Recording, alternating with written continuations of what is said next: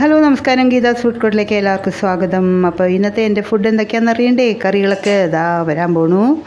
നല്ല വെണ്ടയ്ക്ക ഫ്രൈ ആട്ടോ ഒന്ന് ചെയ്യാൻ പോണത്. കുറച്ച് വെണ്ടയ്ക്ക ബാക്കി ഉണ്ടായിരുന്നുള്ളൂ, അപ്പോൾ അത് വെച്ചിട്ടൊരു ഫ്രൈ ഉണ്ടാക്കാമെന്ന് വിചാരിച്ചു. പിന്നെ ഒരു നാടൻ പുളിങ്കറി.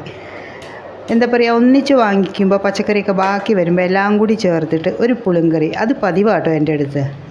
എന്ന് പറഞ്ഞാൽ വറുത്തരച്ചിട്ടുള്ള പുളിങ്കറി കേട്ടോ. കുറച്ച് മല്ലി, പിന്നെ ഒരു 1-2 വറ്റൽമുളക്, പിന്നെ കുറച്ച് ഉലുവ എല്ലാം കൂടി വറുത്തിട്ട് കുറച്ച് നാളികേരം ഇട്ട് ഒന്ന് ചൂടാക്കിയിട്ട് പിന്നെ ചൂടാറിയിട്ട് നന്നായിട്ട് അരച്ചെടുക്കുക.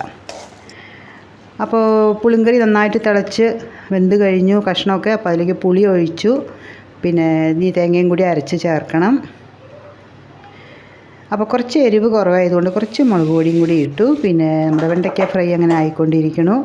ഇനി അരയ്ക്കാനുള്ളതൊക്കെ കൂടി ഒന്ന് അരച്ച് വെച്ചിട്ടേ, എന്താ പറയുക, നമ്മൾ വേണമെങ്കിൽ ഇങ്ങനെ ചെയ്യാം കേട്ടോ. സാമ്പാർ പൊടിയുടെ കൂട്ടത്തിൽ കുറച്ച് നാളികേരം ചേർത്ത് അരച്ചാലും മതിയാവും. പക്ഷെ ഞാൻ അങ്ങനെ ചെയ്തില്ല. അപ്പോൾ അതിനകത്ത് പരിപ്പൊക്കെ ഉണ്ടാവുമല്ലോ, സാമ്പാറിൻ്റെ ഒരു ടേസ്റ്റ് വരും. അത് വേണ്ടാന്ന് വിചാരിച്ചിട്ടാണേ.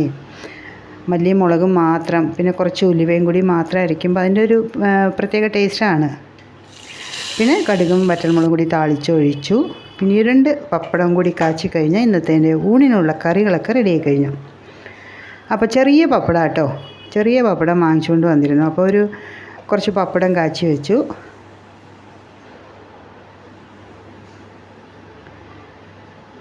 ചെറിയ പപ്പടമാകുമ്പോഴേ കുറച്ച് വെളിച്ചെണ്ണ മതിയാവും, അതാണ് കേട്ടോ ഉദ്ദേശം.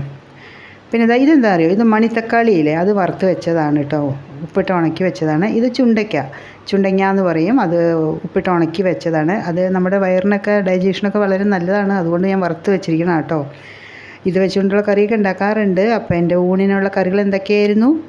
വെണ്ടയ്ക്ക ഫ്രൈയും, പിന്നെ പുളിങ്കറി, പിന്നെ മണിത്തക്കാളി വറുത്തത്, പപ്പടം വറുത്തത്, പിന്നെ കുറച്ച് അച്ചാർ. അപ്പോൾ എൻ്റെ വീഡിയോ ഇഷ്ടമാണെങ്കിൽ നിങ്ങളൊന്ന് ഫോളോ ചെയ്തേക്കൂ, ഒന്ന് ലൈക്ക് ചെയ്തു കൂട്ടോ. നാളെ വീണ്ടും കാണാമേ.